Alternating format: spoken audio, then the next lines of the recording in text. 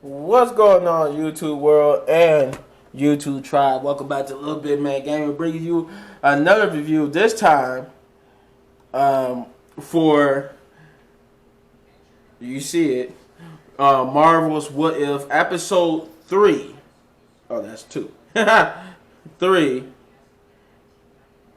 I could count, y'all. I got around. I had 2 down. Now almost there. I have 4. 3. Called "What If the World Lost Its Mightiest Heroes." You know what I like to do. I like to give y'all a synopsis. Well, here it is. Nick Fury struggles to launch the Avengers when candidates are targeted by a serial killer. So, this episode of What If, I want to say it takes place across 3 different movies.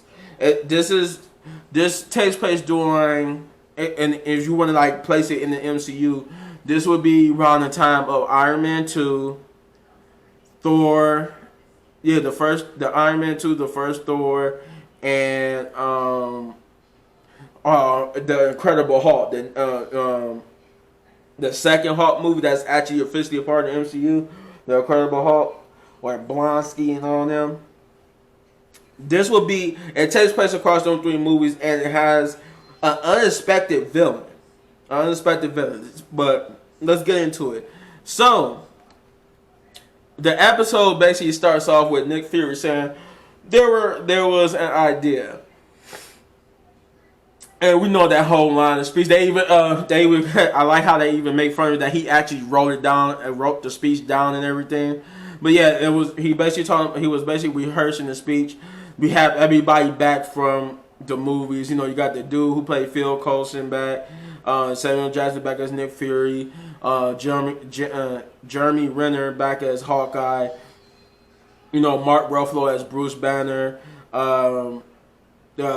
Scarlett Johansson as Natasha Romanoff. You have all of them. You have everybody back.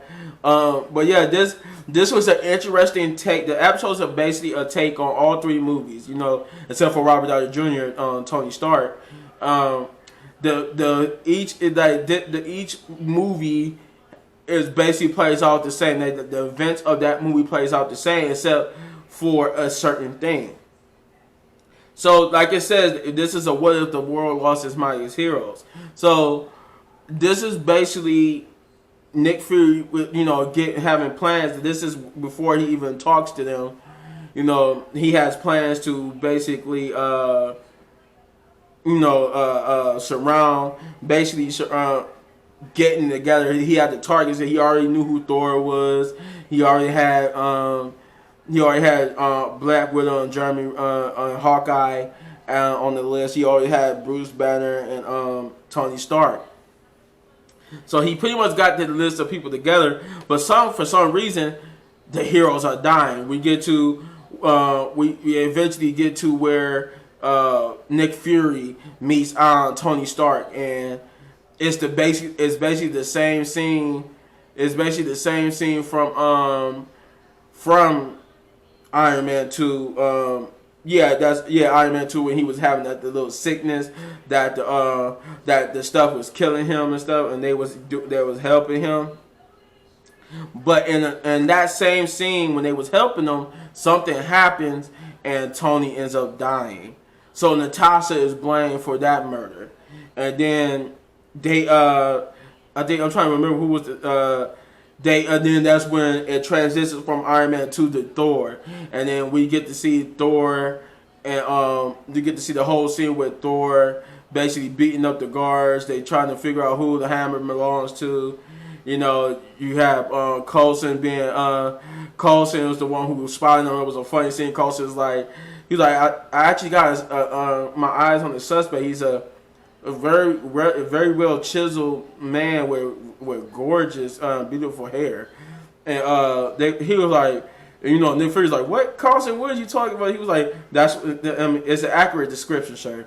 And then you have Hawkeye, who sees in the same scene like he was in the movie where he was on that little tram thing aiming. You see it there. You see Hawkeye just looking. He was like, damn. Coulson was right. He do got nice, gorgeous hair. but yeah, so it transitions to over that. You see, while there was also a great fight scene with because they also have we also have appearance from Crossbones, the dude who would play Crossbones in the movies. He returned to voice his character Wormlo in this What If, and they are taking Natasha in custody. And Natasha, of course, Nick Fury knew Natasha was going to break out because he knew she had nothing to do with it, just had to follow Shield's protocols. And that she breaks out and she just beats the hell out of these guys, and it's just funny. Like she goes It Man on one of the dudes. She just sitting there punching the dude in the face. I'm like, oh God, I think he had enough. You didn't hit him in the face like what 12 times, and I think he was done after the first two. I'm like, where's with them having? At first, it was Agent Carter. She was beating the hell out the guy in the plane. Now you got Scarlet Witch beating the hell out the dude in the a couple of dudes in the back of that truck. But she ends up. But after they end up try to stop Thor. Samuel Jackson. Nick Fury was keeping Hawkeye from shooting his arrow at Thor. As Thor was making his way to the hammer, Thor was getting ready to try to lift the hammer, but a lightning bolt strike, and all of a sudden you see Hawkeye's arrow go into Thor's chest, killing Thor. Then it just mystery plot just thickens there. Then they try to figure out now Hawkeye is in jail because he doesn't understand why he's for sure that he didn't kill nobody, that he never missed, that he never messes up. And you see like him just like out of it, like he blames himself for the death of Thor. He was supposed to be killing Thor, but then you got the whole Asgard. You got Loki and Sif. And I think Lady Sif was actually voiced by the same person who played her in the Marvel Cinematic Universe. The lady from Blind Spot, I can't remember her name. Blind Spot is actually a good show. Y'all should check that out too. But yeah, so they want justice for Thor's killer. They want, or terrible things are going to happen if they don't. So we get a scene played out. We get the scene from the Incredible Hulk. Everybody knows the best scene in the Incredible Hulk is when where Hulk transforms at the college and stuff. We get that scene, but this scene is now different. In this What If universe, Betty knows instead of finding out that he was at the pizzeria, and stuff like that. It looks like she been in touch with him the whole time and knows where Bruce was. Because remember in the movie, she didn't find out to like almost to the halfway point of the movie that Bruce was back in town. But in this What If, it seems like Betty been knowing about Bruce the whole time and still knows that she knows. Natasha goes to visit her because they wanted her. She only trusts her to look over the needle to see why the needle killed Tony. And she tells her that it wasn't what was inside that killed Tony, because she said your antidote didn't even make it out of the needle. Instead, something else shot out of the needle into Tony and killed him. But she says she's no forensic scientist, so she doesn't know what it could be, but she could tell that something else was in that needle. And then we got a scene from the movie where Ross and them shows up at the college to surround it. Bruce is telling she ended up figuring out where Bruce was because Nick wanted her to get Bruce to go on the ground with him to protect him from the serial killer. So Natasha already knows where he's at, and she ends up going into that same hallway, but this time instead of him by himself, it's actually her and him. And instead of shooting a container or a tear gas or a knockout gas, whatever it was, somebody accidentally fires and hits Bruce in the shoulder. And Bruce, and then we got that same scene from Avengers where Natasha is telling him, like, I'm gonna get you out of this. You don't have to transform. I'm gonna get you out of this without transforming. And he basically tells her, I think it's too late. And she said, I swear on my life. He said, I think it's too late, but I think you better get yourself out of here. And he starts transforming to the Hulk. And then you hear, I like how they added the actual audio clip from Avengers and the Incredible Hulk of him roaring and stuff. It was actually just audio clips spliced in there for that. And he's, it's basically pretty much the same, except Hulk explodes. He's destroying something, then all of a sudden he grows big and explodes. So Natasha, she does some research. She tries to figure out what's going on, or why is everybody being targeted? How is this person doing all this?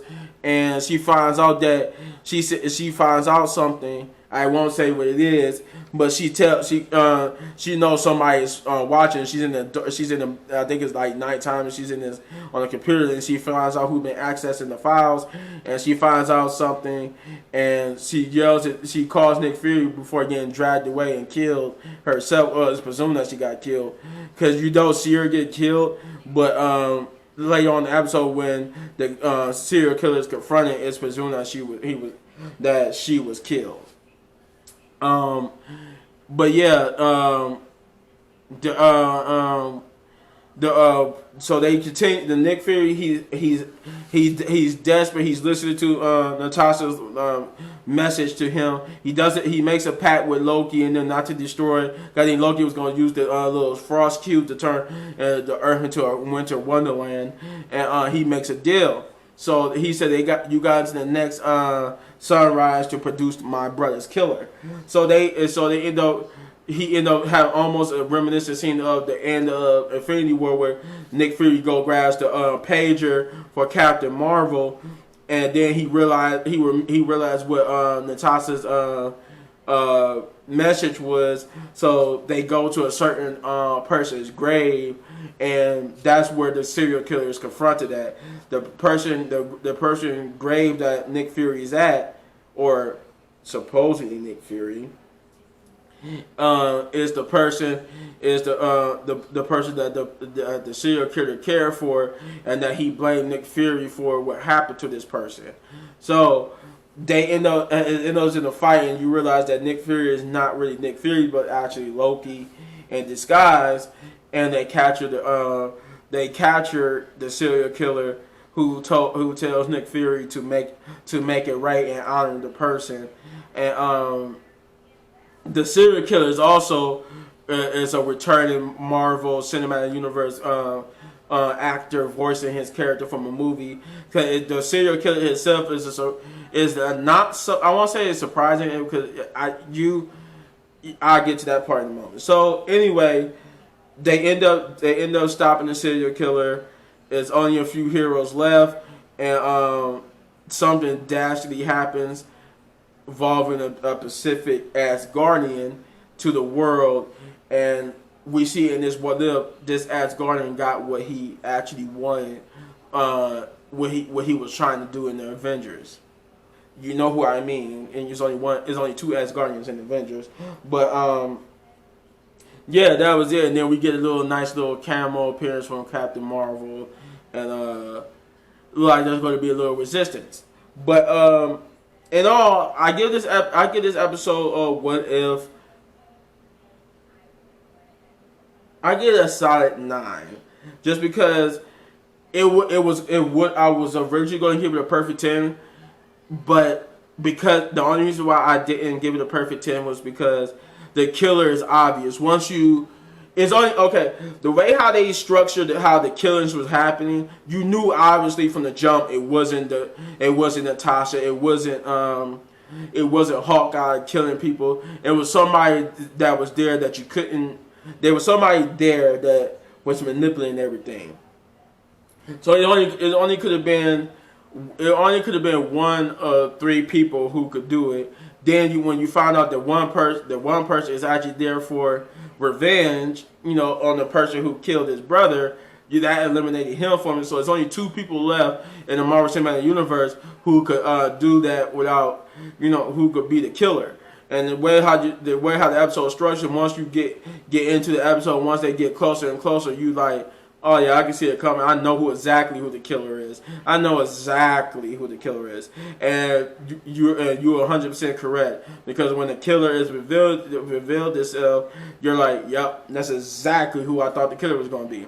So the kill in itself, I will tell you that much. The killer, like I said, is a returning, is a nice little twist on another Marvel Cinematic movie. From the Marvel's movie cinematic universe. It's another twist on the character from a different movie that puts this person in the opposite position of what you see in the movies. But I take 2 points off just because of the fact that it was obvious who this person was, and that even the killer, even the other person who I thought could have been the killer, other than the person who they actually revealed, I knew who it was. They was both from the same movie.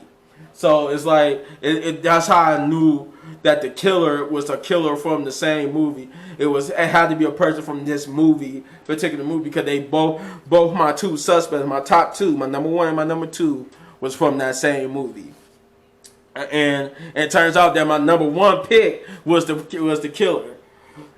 But if you enjoyed this review, that's all I got. If you enjoyed this review, then hit that button right there in the upper right corner for all of my reviews.